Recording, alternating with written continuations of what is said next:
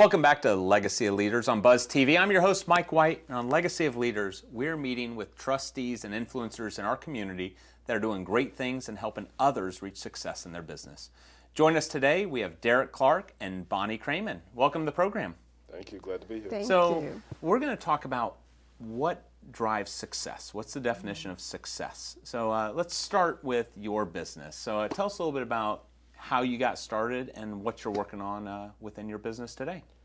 Yes, sir. So I recently got my license this year. So I'm a first-year realtor. And, getting into it, I remember a friend of mine was a realtor. He had been a realtor for a while, and he thought I would be successful in it. So I thought it wouldn't hurt to maybe, get my license and then try it out. And, of course, with the way the year's been going and the way the market's been going, it's definitely been very tough. But, I think I'm starting to get my feet under me, and I think I've been, at least in my first year, at least relatively successful. I at least got my first sale. So, excellent. And Bonnie, tell me a little bit about your company. Yeah, I train high-level executive and personal assistants, the mostly women who are supporting the leaders of the world. And I do that all over the world. We only get 24 hours in a day, and so most leaders, in order for them to get done what they need done, they most often need an assistant by their side who can be their strategic business partner. So that's what I do. I go into companies and I have my own workshops in order to support the assistants to do their work at their optimal level. For 25 years, I worked as a personal assistant myself to the Oscar-winning actress Olympia Dukakis. And so I wrote 2 books from that experience, and that's what now has taken me all over the planet. Amazing. Well, with people in the industry, the assistants, success for them, what do you see as typically as they take that career path? What is success in their mind of winning in the workforce? Yeah, what's winning for the people who are driven to be assistants is that they love being in support of others, and they want to work at the top of their game.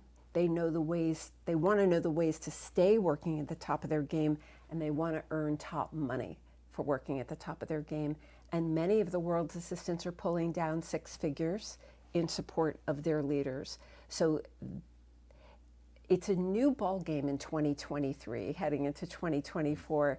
It's not the role that most people think of.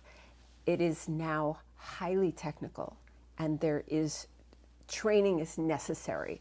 It's no longer that you can just wing it and do the job. Just like you need training in real estate, you need training to be a great assistant. And in real estate, as you're doing it for yourself right now, and you're hanging your license under which company?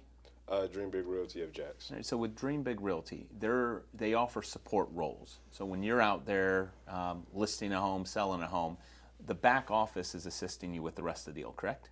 Right, of course, like transaction coordinators, people who also help you with social media and such and everything like that. There's always people, and that's the one thing I like about Dream Big of Jax, is that there's always people willing to help, lend a hand, especially with this being my first year. That's the support I really needed. So, I needed somebody to kind of help, show me the ropes, show me, okay, who should I talk to, who shouldn't I talk to, and just to see the different things. And, the process of closing the deal especially is difficult. So now what happens if the person isn't properly trained or skilled and you're out there and they're making mistakes? Makes you look bad.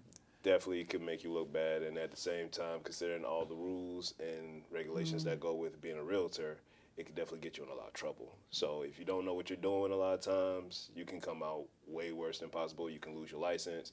You can have your license revoked for a lifetime. There's a sales pitch right there. Yeah. but I think with most industries, so as things change, the VA role, how has that impacted how executives use assistants nowadays? Yeah, we hear about assistants who are in foreign countries and working in support of their leaders, and many of them are doing high quality work. The reality is, and it has always been true, that you get what you pay for. So some people may say, oh yes, I'm getting someone for $5 an hour. Well, chances are very good you're getting $5 an hour work. It is highly unlikely that it's at the same level that someone in the C-suite would be working. You don't get the same kind of strategic support from someone at $5 an hour or even $20 an hour than you do with someone who is either by their side or working virtually here. VAs, virtual assistants, have exploded since the pandemic, and many people I know are making excellent livings at it. It really depends on the kinds of responsibilities you want them to do. Do you want them to build a website? Do you want them to maintain a database? That's very exacting work. I mean, we all know if you get an email wrong, one character wrong, it's not going. So, businesses rely on this kind of detail orientation. So it really depends on the level of responsibility that you want this person to support you with. It always comes down to the tasks that you as a leader want to do compared to the tasks that you have no interest in doing, you're not good at it, you don't want to do it, and it's not worth your time. Time is money. And so a great assistant can help save you and you time. And if they can save you even 1 or 2 hours a week, that really adds up to a lot of money. So if you had to go back to yourself 20 years ago, what Right. advice would you give yourself Oh my goodness. of something you learned and failed forward on throughout life? When I was doing my work supporting Olympia Dukakis, I was one of those assistants winging it every single day. I do have a degree from college, so that was very helpful. I think I would have gone with more gusto into technology training to have gotten certified in Microsoft Office, Word, Excel, PowerPoint, Outlook. To be certified in those softwares is very different than being self-taught and just, opening up technology and doing that.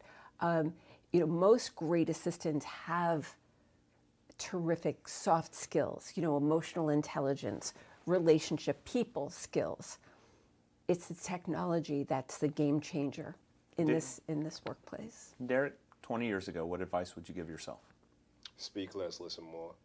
Always be willing to listen to people, hear people out, be willing to listen to people who've come before you, and be able to observe and see how people move, be able to take something from the experiences and from the people who you look up to. So, yeah.